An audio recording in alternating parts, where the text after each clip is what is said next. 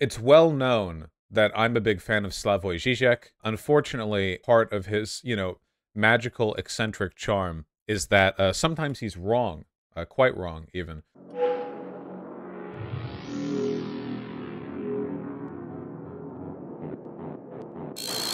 An article came out 3 days ago. Wokeness is here to stay, which true, but let's read a little bit. I don't know if I'll be able to get through all of it because it's a long article, but we'll get some points here.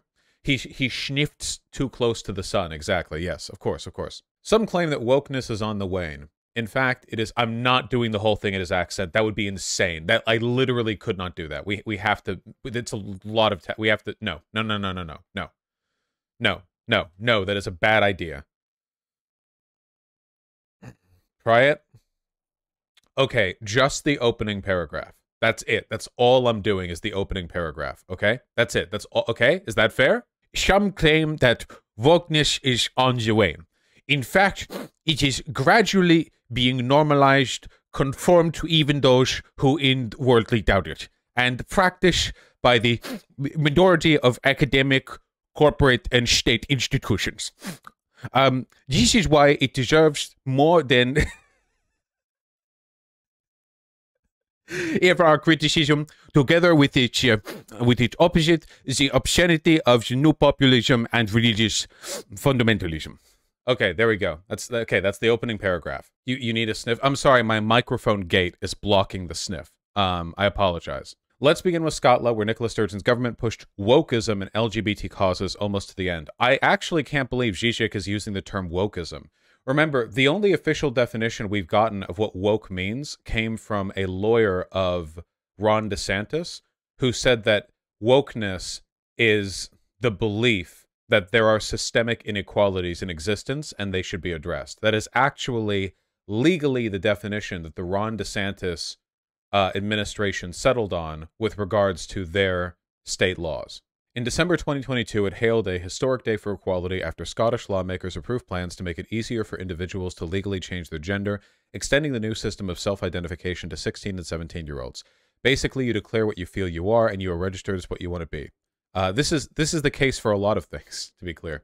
A predictable problem emerged when Isla Bryson, a biological male convicted of rape, was remanded to a woman's prison in Stirling. So, okay, here, I'll get to this in a sec. Bryson decided he was no longer a man only after appearing in court on a rape charge. So we have a person who identifies itself as a woman using its penis to rape two women. Okay, if you're a woman who rapes other women and you get arrested for it, you get sent to a women's prison.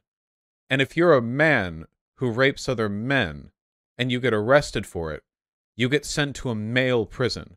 I don't understand why this is so confusing to so many people. Like,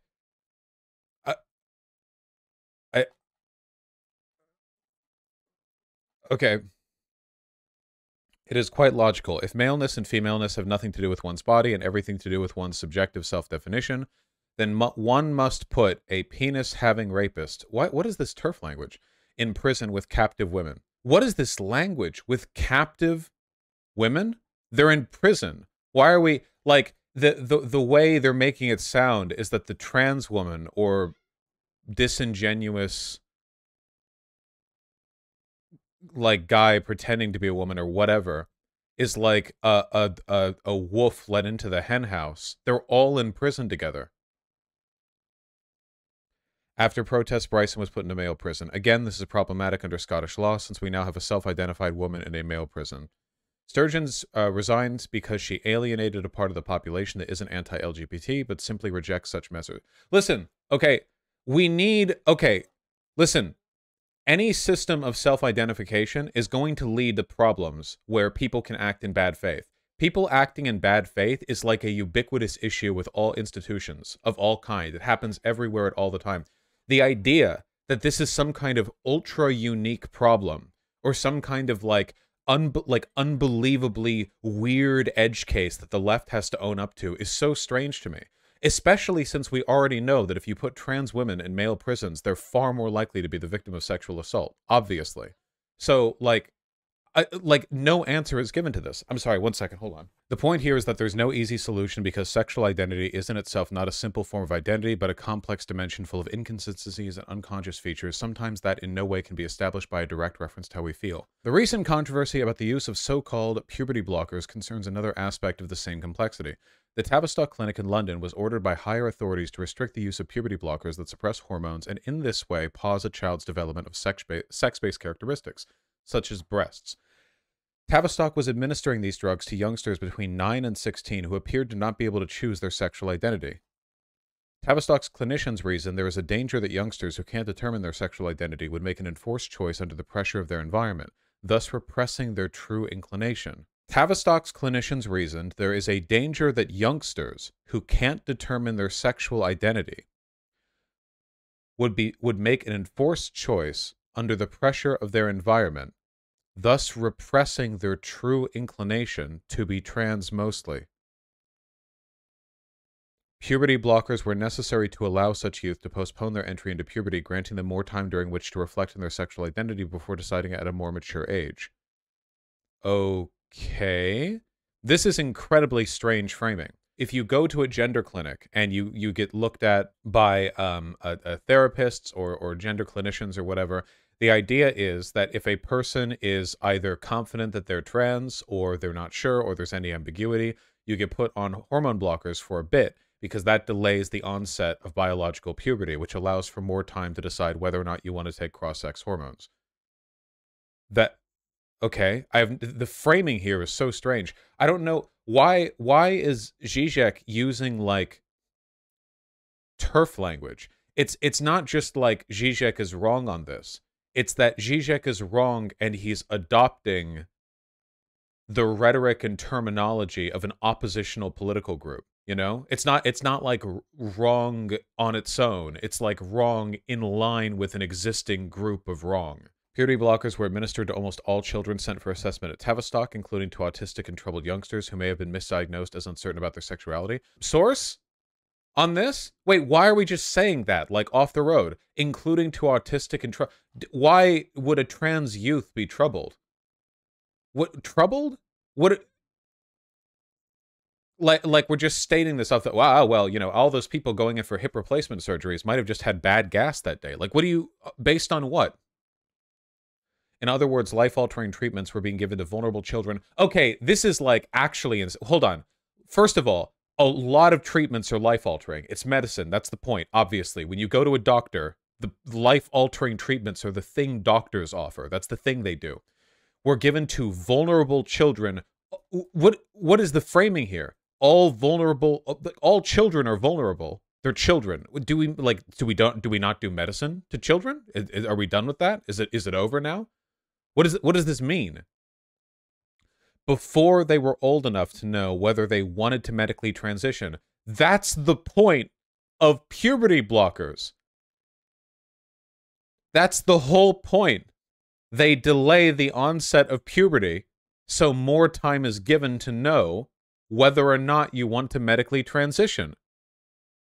As one of the critics said, a child experiencing gender distress needs time and support, not to be set in a medical pathway they may later regret. The medical pathway they may later regret is also biological puberty. This is such a common framing, and it's absolutely insane. The idea is like, okay, you know, children are too young to have any decisions on this matter. You have to wait. Well, the reason that these decisions are being made early, the reason puberty blockers are being prescribed is because biological puberty starts early. The whole thing they're trying to avoid, the entire point that they're trying to avoid is getting at this before puberty fully sets in and thus cements a number of biological changes that would later have to be undone much more vigorously with biological transition, with hormones. That's the whole reason this is being done. If you have a young trans girl who is denied puberty blockers and goes through male puberty and then only at 18 is allowed to take estrogen, they have already been forced down a medical path of regret. They have already, through medical and political means, been pushed into a category where irreversible biological changes were made to their body without their desire or consent or permission, purely as a matter of course, as the way our bodies develop, you know?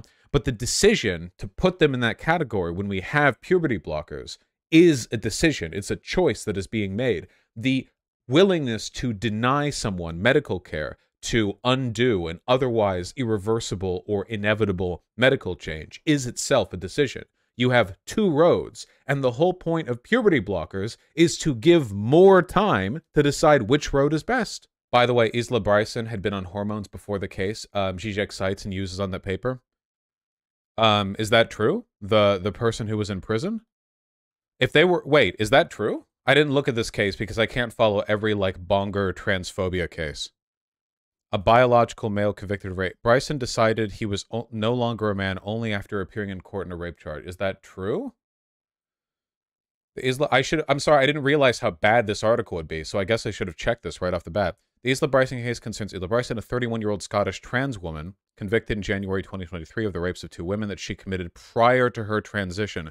Well, considering the fact that trials and convictions can take years, is it not entirely possible that she would have transitioned, like, after arrest but before conviction? She did not begin the process of transitioning until the age of 29. At the time of her trial, she was undergoing feminizing hormone therapy and seeking gender-affirming surgery. Wait, seriously? Wait, Zizek was like, yeah, basically he just decided that he was a woman right after getting arrested. And she'd been on hormone blockers for 2 years? Or sorry, not hormone blockers, estrogen for 2 years, and was seeking gender-affirming surgery, which probably means bottom surgery. I mean, it's either breast enhancement or bottom surgery or facial feminization surgery, I guess. So, okay, so this isn't even a case of somebody acting in bad faith. It's just a trans woman going to women's prison. That she was a rapist doesn't seem to make any meaningful difference, considering the fact that cis female rapists go to women's prison. Began undergoing her gender reassignment therapy in 2020 before her trial. It was all a meme? It was like, ha ha ha, I took estrogen for years and permanently changed my body so that I'd go to a women's prison. Ha ha, I've been planning this since the day I was born. I told my gender clinician that I was actually a woman when I was 8 years old and took puberty blockers till I was 13. And then I waited and I took estrogen and I got bottom surgery and I've spent my entire life waiting and waiting so that when I do finally do a rape, I can go to women's prison. Ha ha ha. What is this? The paradox is clear. Puberty blockers were given to allow youngsters to pause maturity and freely decide about their sexual identity. By the way, I don't like the use of the term sexual identity. It's gender identity. When I hear the term sexual identity, what I think they're saying is sexuality. Because like nobody says that. Everyone says gender identity. They're saying sexual identity, but the claim isn't that your sex is an identity thing. It's like very common like turf bullshit here. But these drugs may also cause numerous other physical and psychic pathologies. I mean, they physically block puberty. I don't know much about the shadow realm damage it does to you. Do we mean psychological? And nobody asked the youngsters if they were ready to receive drugs with such consequences. No. Actually, if you're young and you go to a gender clinic and you talk to gender clinicians and you get prescribed medicine, you do actually get talked to about whether you're ready to receive these drugs with these consequences. The entire point of the drugs being prescribed is based on the feelings and identity of the young person. This is not a medical diagnosis that can be made without seeking out the perspective of the child. Does he think they just ram the drugs into them? Yeah, they just like, they pile the drugs up in their hand and slam it down against their face really hard and just instantly depuberties them. Yeah, the narrative here is just so ridiculous. If you go and watch Abigail Thorne's video on if you go watch Abigail Thorne's video on how did I misspell Abigail Thorne that badly? If you watch Abigail Thorne's video on I emailed my doctor 133 times the crisis in the British healthcare system, the massive gap between what reactionaries believe seeking out trans care is like and what it actually is like is unbelievable. It's literally like if you talk to a conservative, it's like every single trans youth gets to just like skip into a clinic and immediately be given like everything that everyone could ever want. And then in reality, it's like, no, people wait for years. People die while waiting for any kind of hormone blockers, for estrogen, for testosterone, for any kind of surgery. It's just these enormous gap between the two. It's psychotic. Dr. Hilary Cass, one of the critics, wrote, "We have no way of knowing whether, rather than buying time to make a decision, puberty blockers may disrupt the decision-making process. Brain maturation may be temporarily or permanently disrupted." No! Puberty blockers have been in use since the 1980s.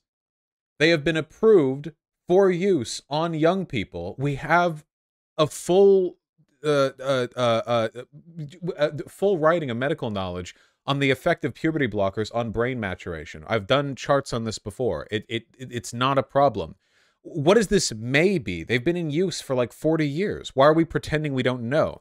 Also, how do puberty blockers disrupt the decision-making process? I mean, if you want, you can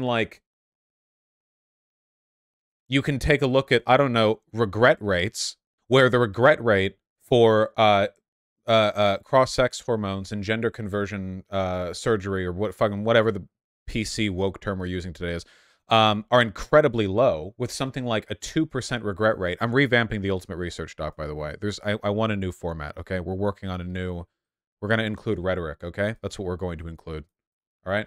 We're going to up this. I talked about it a while ago. We're going to do that, okay? We're going to bring it up. We're going to update the whole thing. Yeah, you need rhetoric, not just the talking points. Yeah, the new study that came out the other day was like, yeah, we had like 6 people who regretted their sexual bottom surgery or whatever after like 1,500 cases or something. We just don't have any evidence that there's this gigantic glut of people who regret going on puberty blockers. We just don't. In fact, if we just look up puberty blocker regret rate, a new study shows conservative fears of transition regret overblown. In a large patient pool, 98% of trans youth who took puberty blockers ended up choosing hormone therapy. So after years of puberty blockers, 98% of trans youth then go on to go for hormone therapy. Now, what conservatives will do is they'll cope. They'll take a deep hit of copium right here, and they'll say, well, the only reason they did that was because they'd been, like, coerced into doing that. You actually can't trust any results or any, like, user approval rate or regret rate or detransition rate because they're all being groomed into continuing down the path they were set down. And yes, that is what Zizek is alluding to here as well. If all of the data disagrees with you, the only thing you can really do is suggest that the data is corrupted by some kind of lurking variable or hidden force. And in this case, the lurking variable would be this magical groomer energy that emanates from all trans issues that magically makes the data the opposite of what it appears to be on paper. Let me just get to the point here in this article where it says 1%. 2 patients who express regret, or less than 1% of the group studied. What is this down here? Rate of regret of less than 1% among trans men and women who underwent gonadectomy. Wow, I hate that term. Removal of the testes or ovaries. Oh, so that'd be like orchiectomy or whatever the ovary equivalent is, and that would be the sex-neutral term. Gonadectomy. Wow, that sounds dumb. Okay, well, that's not even a puberty blocker thing. That's bottom surgery, kind of. Anyway. One should take a step even further in this criticism and question the very basic claim that arriving at sexual identity is a matter of mature free choice. Yep, here we go. There is nothing abnormal in sexual confusion. What we call sexual maturation is a long, complex, and mostly unconscious process. It is full of violent tensions and reversals, not a process of discovering what one really is at the depths of one's psyches. What I'm not noticing here is a fucking argument. That's the main thing that I'm not noticing here. Well, you know, your gender identity is a unique thing. It isn't just a simple choice. There's a lot of complex social factors that go into whether or not you choose your gender identity of this or that. In this respect, gender identity is unlike literally everything else in society, which doesn't have any kind of complex social component to its development. Okay? Argument? Argument? And? Askers? I'm asking. Hello? At many gender clinics across the West, doctors feel compelled to adopt an unquestioning affirmative approach. So a lot of people scream about this right here, but this is actually medically considered to be the best approach. Basically, the attitude of gender clinicians right now is if a kid comes in and they're like, hey, I was born a boy, but I really feel like a girl, their response, the doctor, should not be, oh, are you sure? Aren't you actually a boy? Basically, you take an unquestioning affirmative approach towards their gender identity, but that doesn't mean you don't look for or try to identify any adjacent issues. So if there was a gender clinician or a therapist and the like a 13-year-old trans girl came in and was like, hey, I think I'm a girl that but also I have these other like trauma-based issues and so on and so forth, you would never go, oh, well, I actually think you're a boy and you think you're a girl because of this reason. What you would say is, okay, yeah, you're a girl, great, but let's take a look at these issues. And then you would try to work through it. Because as it turns out, and you can all probably understand this because you're not literally retarded, if you talk to a young trans person and you're like, okay, here's the first step of my therapy care for you. I'm just going to deny your identity. I actually know your gender. You don't know your gender. I know your gender. So let's continue. Let's talk about your childhood trauma now that I've confirmed that I have no interest whatsoever in listening to you. It's just not good therapy. It's bad clinical practice. So that's the reason when you hear unquestioning affirmative approach, what they're talking about here is unquestioningly affirmative of their gender identity, because why wouldn't you be? It doesn't. Yeah, it's like depression as well. When a person comes in and they tell you that they're like feeling super depressive or they're having suicidal thoughts, what therapist would be like, you're not having suicidal thoughts? Yeah, Cap. I'm sorry, I've been feeling really depressive lately. Cap, that shit is not bussing. For real, for real. Thank you. With little regard to other underlying mental health crises troubling children, you might keep in mind this is being cited from one critic here. NHS faces crackdown. Oh, don't forget, by the way, that the crackdown on the NHS was entirely political. The reason the NHS got a crackdown on puberty blockers and their gender clinicians was not because they were met with an overwhelming body of contradictory medical evidence. It was because politicians and activists, reactionary activists, led a fight against them. This had nothing to do with like an institutional reassessment of their medical practices, which is, by the way, how things should work when we're talking about medicine. Obviously. The pressure is, in fact, twofold. For one thing, clinicians are cowed by the trans lobby, Zizek, which interprets skepticism regarding puberty blockers as a conservative attempt to make it more difficult for trans individuals to actualize their sexual identity. For one, gender identity. For two, yeah, that's kind of true. Unless you have an actual argument or, like, evidence that puberty blockers are bad medical practice in spite of us using them for decades. Yeah, that's true. You need to... Yes. Like, this is such a stupid... For one thing, you know, scientists are cowed by the woke lobby, which interprets skepticism regarding racial IQ as a conservative attempt to... Yeah, like, you could do this for literally anything. Sorry, buddy, you need an argument. This is compounded by a financial compulsion. More than half of Tavistock's income, for example, came from the treatment of youngster sexual troubles. Damn, wait, hold on. My argument is getting reassessed here. Are you telling me that in a capitalist country, a medical institution made money off of the medicine they did? That can't possibly be correct. Hold on, whoa. You're telling me profit exists still? We didn't get rid of this already? Hold on. You're telling me that there is a financial incentive for businesses to do the things they set up the business to do? Oh, we'll shut it all down, clearly. Oh, are you enjoying those Olive Garden breadsticks? Are you aware of the fact that there was a financial incentive to produce those? Yeah, really? This is the level we're sinking to right now? In short, what we have here is the worst combination of politically correct badgering with the brutal calculation of financial interest. This is exactly what reactionaries said about the DSM removing homosexuality as a mental illness. And this is also what anti-vaxxers say when they say, like, oh, well, you can't trust Pfizer, you know, even though we have 1 billion studies that the vaccine is a good thing to take. Did you know they make money off of their medicine that they spend money on making? The use of puberty blockers is yet another case of woke capitalism. To be sure, both of these controversies resulted in at least partial victory for anti-woke forces. What?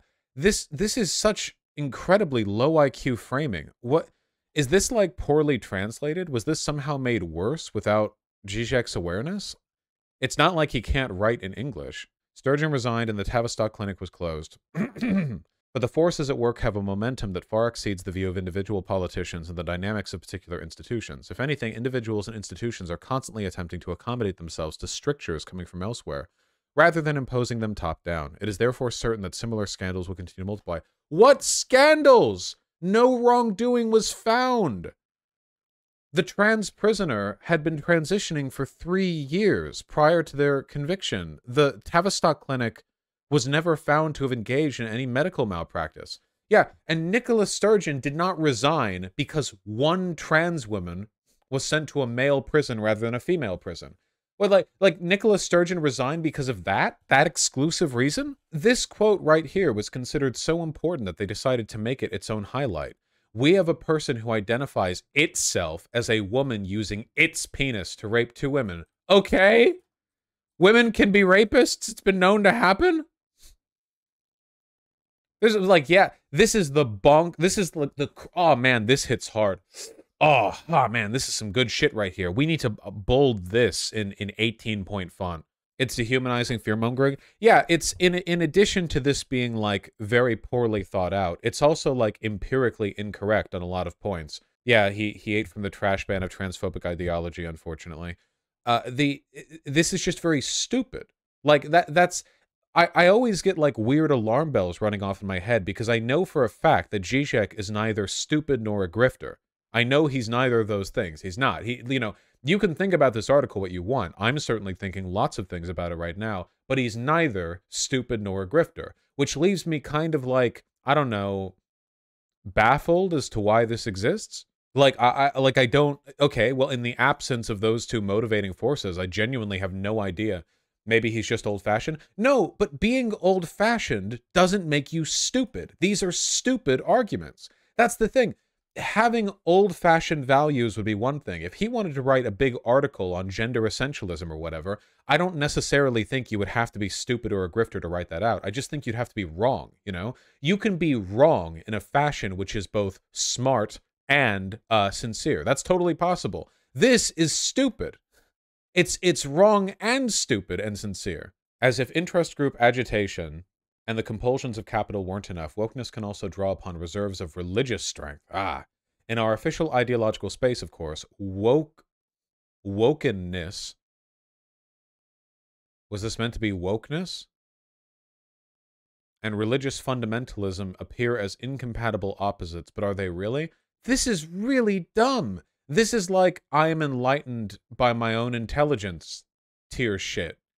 It may seem that Orthodox Christians and the trans lobby are opposed, but are they really? Is wokeness not its own religion? Nearly a decade ago, the ex-Muslim activist Maryam Namazi was invited by London's Goldsmiths College to lecture on the topic Apostasy, Blasphemy, and Free Expression in the Age of ISIS. Her talk, which focused on Islamic oppression of women, was repeatedly and rudely disrupted by Muslim students. Did Namazi find allies among the college's feminist society? No. The feminists sided with the Goldsmiths Islamic Society. Oh, God. I have to read up on this. This really doesn't feel like Zizek's past writing in tone or style. Actually, it kind of doesn't. Does it? I mean, I've read articles from him before, and they usually come across as kind of witty and self-aware. Yeah, did they kidnap him? Is he in a basement right now? Do they have a gun to his head? What's happening? Okay, all right. What happened here? Also, I don't know why we're pivoting on to actually, the woke left defends ISIS because they're so afraid of Islamophobia. This feels like a very just like low IQ thing to jump to. All right, connections.org. On the Skeptical Science blog. Not too long ago, Maryam was invited to talk to atheists, secularists, and humanist society. Then, however, she was canceled by the Students' Union because they feared she might incite hatred. Then the ban was reversed and the talk went ahead. Is that all that happened? There was like a worry she would be reactionary, but then they undid the ban. Is that literally it? So there was like an overly aggressive attempt to keep her from speaking at the thing, but then she spoke at the thing and that's it? What is being talked about now? Is there anything this woman has said in the past that might give the people there a reason to believe that she would say something kind of reactionary? Holy shit, you're right. His writing style is way different. It usually has way more pop culture references and is way less focused. He usually makes an effort to make you think and not give direct answers in his books. Yeah, I don't want to do any conspiracy bullshit here, but it does kind of feel that way. Yeah, she puts Muslims on the same level as Nazis and Soviets. Okay. The manifesto begins thus. After having overcome fascism, Nazism, and Stalinism, the world now faces a new totalitarian global threat, Islamism. Oh, well, there we go. Now we know why people objected to her being there, because she's yet another one of those ex-Muslim fanatics who, like ex-converts of any religion, engage in the most, ridiculous overstatement of terms against their previous doctrine. And this was released back in oh, Danish cartoon riots. Manifesto, what, 2005, 2006, like shortly after 9/11. So yeah, okay. That doesn't necessarily mean that she's never done anything worthwhile, but like, okay, so some students didn't like her, but then she talked anyway. All right, let's move on. This unexpected solidarity, what? Is ultimately grounded in the similarity in form of the two discourses. Wokeness operates as a secularized religious dogma. Okay, for real. Did he have a gun to his head? Seriously? Again, this sounds nothing like him. This is the same conservative. He's never used this rhetoric before. With all the contradictions this implies, John McWhorter, a black critic of racial wokeness, has enumerated some of these in his recent book, Woke Racism. You must... A black critic of racial wokeness. Okay, I'm actually starting to wonder. This language is so off base for him, like entirely. A black critic of racial wokeness? This guy has an entire Wikipedia essay on views on racism. In a 2001 article, McWhorter wrote that black attitudes rather than white racism were what held African Americans back in the United States. According to McWhorter, victimology, separatism, and anti-intellectualism underlie the general black community's response to all race-related issues, and it's time for well-intentioned whites to stop pardoning as understandable the worst of human nature whenever black people exhibit it. Yeah, that's what white people do whenever black people do a crime. They pardon it. That's historically the relationship between white people and black people in this country. A black person will do something bad, and then a white person will be like, huh, that's cool. And, don't look at anything, any data on anything. Just close your eyes. Who wrote this? But that was back in 2001. Maybe he's come across a little bit here. McWhorter has posited that anti-racism has become as harmful in the United States as racism itself. As early as December 2018, McWhorter described anti-racism as a religious movement.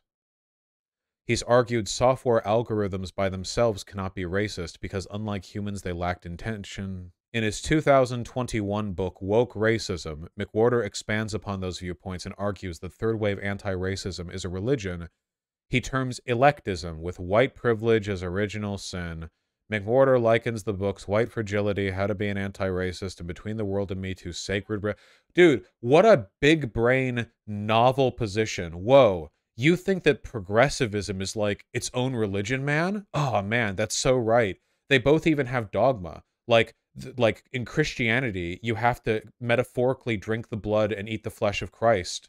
And then with Martin Luther King Jr., he said you can't call them the N-word. Those are like both dogmas. Oh, whoa, that's so cool. Now that you've pointed that out, I feel so smart. Don't worry, guys, he's divorced. McWhorter has 2 daughters. He separated from his wife in 2019. Ha! All right, there we go. That's my spite bit at the end. There we go. We got him. Here's a Zizek article from just a week ago. The tone doesn't match at all. The dark side of neutrality. In the year since Russia launched its war of aggression against Ukraine, large developing countries like Brazil, India, and South Africa have sought to remain above the fray. Yet, as with Western pacifists, these countries' non-alignment amounts to tacit support for imperialism. True! Oh my god, a good take from Zizek? Okay, let me just read like one paragraph here. The same is true of individuals. If a passerby saw a man relentlessly beating a child on a street corner, we would expect the witness to try to stop it. Neutrality is out of the question. On the contrary, we would deplore the moral turpitude of inaction. Doesn't that sound... Indeed, the official Kremlin line describes the war as a special operation for the denazification and de-demonization of Ukraine. Among Ukraine's provocations, quotes, is that it has permitted pride parades and allowed LGBTQ rights to undermine traditional sexual norms and gender roles. What? What? What? Kremlin-aligned commentators speak of liberal totalitarianism, even going so far as to argue that George Orwell's 1984 was a critique not of fascism or Stalinism, but of liberalism. He writes... Is it even a Zizek article if he doesn't sarcastically include the opposition's words in quotation marks? It bears mentioning once again that Russia is counting on the, quote, neutralist argument to eventually prevail. As the military historian Michael Clark explains, the Kremlin's plan will be to keep fighting until the West gets fed up and pressures Kiev into appeasing them with whatever territory they will have taken by then. Russia is digging in for a protracted war that will include the quiet mobilization of some 600,000 soldiers every year for the, quote, indefinite future. I've read Zizek's writing before. It's full of sarcasm. It's full of pop culture references. It's full of, like... It's full of, I don't know, biting commentary. There's an effort made to kind of like incisively, what is this? This doesn't read like him. In like 1 week, he went from criticizing Russia for listing LGBTQ demonstrations in Ukraine as a sign of Western degeneracy, and then he writes this. What is the publication? Compactmag.com. I am like massively huffing copium right now. I just don't feel like this reads like... I'm huffing so much copium. I don't see anyone, like, publicly contesting the legitimacy of the article. I just... Man, I don't know. It seems Zizek has written transphobic material before, though. Again, I want to be clear. My confusion here isn't that he's wrong. I know he's been wrong before. He's also written stuff on refugees that I disagree with. But when he was wrong about refugees, and even when he was wrong about trans people in the past, he was wrong in a way that felt characteristic of him and intelligently written. You can be smart and wrong. That's the thing. You can be intelligent and come to a wrong conclusion. You can have biases and still enumerate on them in a way that comes across as informed. But this is really dumb. And what's more, this feels like it's just a recitation of a bunch of really old, hackneyed conservative talking points that have been, like, played out for years. And I don't, like, if nothing else, Zizek has never been tedious, has he? Is that a feeling you typically get with his articles and lectures, that he's tedious? I feel like he's always made an effort to be a little bit novel, but, like, wokeness is a new religion? Seriously? That McWhorter guy is, yeah. You are not a racist to criticize critical race theory. Man, I really have to do my own Substack and put no effort into it. Dude, holy shit. This guy is the biggest, man, if I was black. Is it racist to expect black kids to do math for real? Can we please ditch the term systemic racism? The Victorians had to accept Darwin. We need to accept that cops kill white people as easily as they kill black people. Holy shit. This guy's, like, entire fucking role in life is to beg to Whitey to understand that he's not like them, that he's one of the good ones. Jesus Christ. I can't stand these turncoat grifter fucks. Oh my god, they're so fucking boring. Holy shit. Hey, did you guys know that I have every position a conservative has on race issues, except actually, I'm actually an egalitarian, and get this, I'm black? Wow, thank you, phenomenal, incredible, fantastic, thank you so much for contributing to discourse. Yeah, maybe I should listen to more black voices, is my issue. Oh, we'll talk about grifters soon. The way forward for the left? Yeah, this is also on Compact Mag, and this is also just from, like, 3 weeks ago. Dude, listen just to the beginning of this article. In politics, the motto larvetus prodeo, I go forward mast, is often quite appropriate. A revolutionary force, when it takes over, at first doesn't show its true colors, but merely claims it wants to improve the existing system. But isn't it even more appropriate to turn the saying around, lavartes resido? When I am forced to retreat, I assume a deceiving mask to cover up the depth of my defeat and present it as a fresh advance. Then again, what if the naked face itself is already a mask, so that when I retreat, I pretend to drop my mask and offer my true face, the ultimate deception?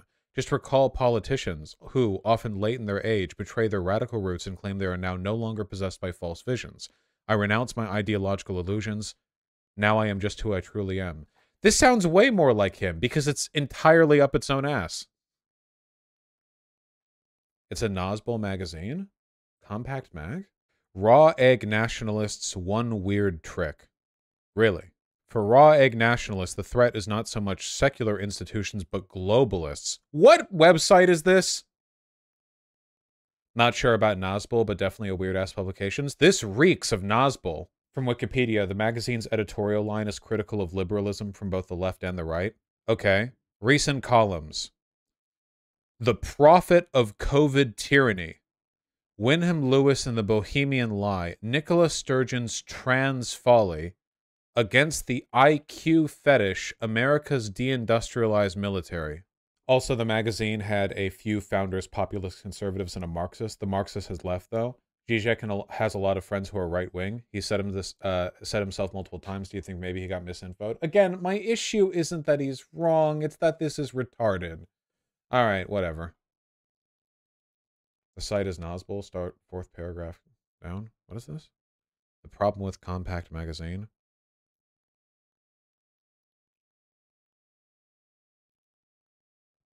Compact's inaugural articles tilt mostly to the right. One article by Nina Power claimed the patriarchy has been dismantled, leaving terrible violence in its place. Another by Adam Lehrer urges heterosexual male artists to resist aesthetic castration in the age of Me Too. And a Ponta article on free speech suggests that conservatives are out of power today, though tomorrow the same people may be in power and leading the charge in favor of a ban against transgenderism in schools. This is a collection of fantasies. Yeah, that's true. Their founder is a Catholic convert. Man, it's all Catholic converts now, isn't it? Like from the bottom up, like all of these so-called populist, like right-wing think pieces, it's all Catholic converts. And none of them are actually Catholic. All of them just like read too many Pepe Crusader Wojak memes and decided that it would be epic and red-pilled and West-based Western society maxing if they were converted. It's either Catholicism or Orthodoxism, or sorry, Orthodoxy. Not that there's any difference, by the way. If anyone ever gets in your ass about the difference between Catholicism and Orthodoxy, keep in mind, converts don't practice either. Catholic and Orthodox converts are both LARPing. They're both equally each other. It doesn't matter. The only difference is what buildings they like and whether they prefer like fancy cardinal hats or fancy furry Orthodox hats. And then there are a couple like Tate and Haas that converted to Islam. Andrew Tate converted to Islam and the day after took a picture of him drinking whiskey on a private flight. Haas isn't Muslim. They all do the exact same thing. It's all like, my masculinity feels threatened. It's all like, I have a porn addiction. I can't stop looking at black videos. I can't stop looking at black men with fat dicks, like railing women who I imagine to be my girlfriend or wife. I need a coming back to Christ. You know, I will convert to this. It all, whatever it is, as long as it's trad, okay? And Protestantism isn't trad, which is why they don't go for convert Protestantism. It's always like, oh yeah, hail Allah, hail the prophet, oh fucking Orthodoxy, Catholic bullshit. As long as you get to wear a big furry fancy hat, okay, they're happy. There is a difference between the religions, though. We got to be careful that we're just talking about the converts. I'm talking about the converts. But they're not real converts. They don't actually practice these religions. All right. Are we done here? It looks like the rest of this is basically just, look at this. The woke awakens us to racism and sexism precisely to enable us to go on sleeping. Thank you so much for this incredible wisdom. Phenomenal. Thank you. All right. Very good, Zizek.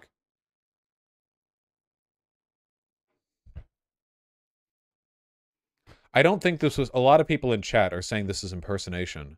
I don't think it's impersonation. I just think it's retarded. Yeah, he's a contributing editor of Compact. If you guys really want to play conspiracy theory on this, we could talk about how it says Slavoj Zizek here, and at the end it says that Slavoj Zizek is a contributing editor, but it doesn't actually say written by Slavoj Zizek. There, that's the real conspiracy bait.